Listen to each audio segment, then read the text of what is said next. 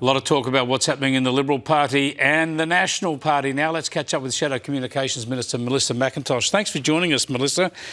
A lot of advice, gratuitous advice, some would say, coming from the Nationals to the Liberals about who should lead them.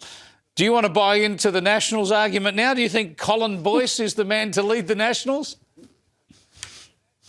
What do you think my answer is going to be, Chris? I think it's not a great idea to weigh into Nationals leadership discussions when we're a coalition. It's probably an even less good idea right now. But I do want to say I think we're stronger when we are together as a coalition. I certainly feel that way, and I've expressed that since the breakup, really. And I hope that we can work through things and get back to being a strong opposition. I know that's what my community wants out here in Penrith.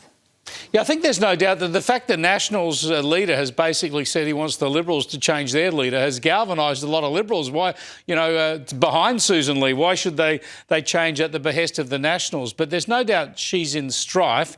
Do you expect to see a leadership change? You've spoken about your ambitions in the past. Would you put your hand up for a leadership position?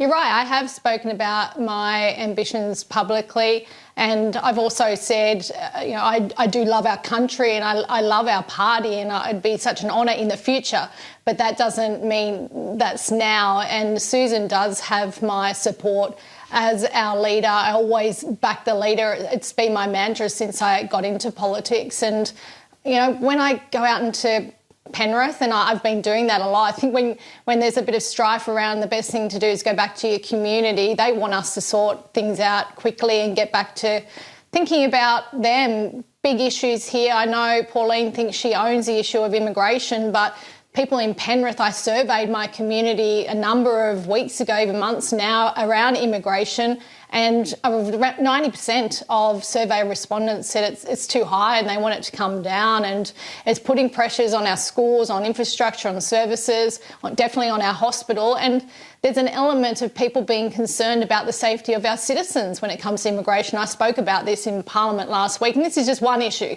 that people want us to focus on. It's a really big issue. Another big issue for you, coming back to your shadow portfolio, is the social media ban. You've been critical of the way it was foisted on people. And we still don't know how it's going to work out, right? It's been introduced. The kids aren't really back at school yet. We'll see what happens with it. But the Sky News YouGov Pulse survey has showed incredible levels of support from the public.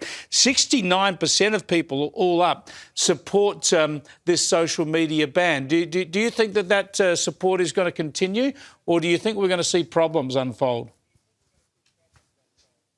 I stand by my criticism and putting pressure on the government because, they put this policy on Australians with a deadline of December 10, and I know support's strong because parents want to protect their kids. We all want kids to be safe online in particular and not being subjected to abhorrent, social media content.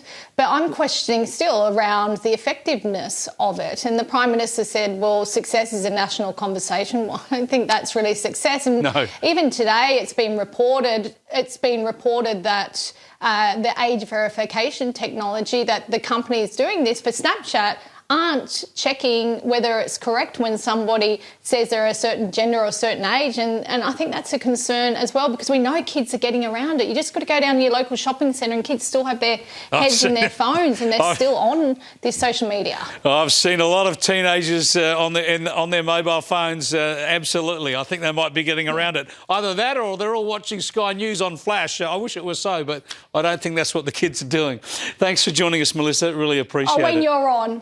When we're on, of course, yeah.